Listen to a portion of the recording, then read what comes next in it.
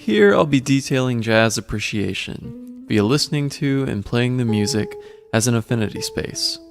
The passion that unites participants in this affinity space is the desire for understanding with regard to the music and its history.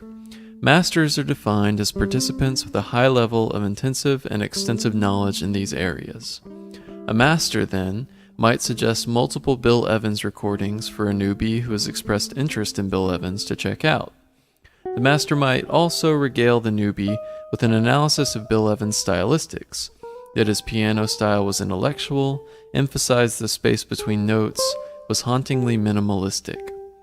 Masters are expected to have an extensive understanding of the music's history, to be able to make the connections from antebellum New Orleans to contemporaries like Wynton Marsalis and Keith Jarrett. They are also expected to have an intensive understanding of a particular instrument. It's no surprise, then, that every jazz great was identifiable by his or her trademark instrument. Digital portals for jazz appreciation are myriad.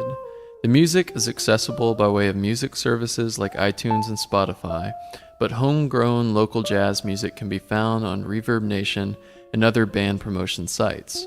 Affinity Space members regularly interact with other members through these portals, often finding gigs and jam sessions to watch or play. Heavy knowledge dispersal and distribution occurs in these settings, online and in person. One especially interesting caveat in the jazz appreciation space is that masters are hesitant to interact with newbies.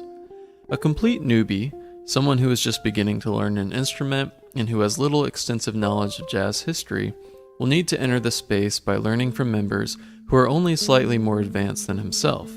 The reason for this is that jazz masters, whether musically, historically, or philosophically so, want to play and interact with people who won't bring the music and conversation to a cacophonous halt. The old saying that a band is only as strong as its weakest player holds true, and newbies wishing to become masters will need to bounce around as their skill and understanding continues to increase. This affinity space can be connected to the classroom by considering the member hierarchy. Like master jazz musicians, students displaying high levels of readiness usually resist being placed in groups with students displaying extremely low levels of readiness. It might yield better results to approach differentiation by readiness similarly to this affinity space. Teachers might group students with other students who have only a slightly higher level of readiness. This kind of differentiation might eliminate unnecessary frustrations, imbalances in student participation, and might create a more natural environment for cooperative learning.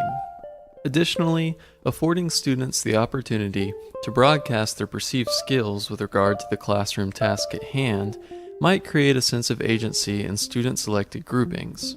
Just as jazz musicians choose bandmates because of specialized, intensive knowledge, so too might students choose their group mates based on similarly intensive knowledge. This tactic could be especially successful when completing tasks that require artistic creativity.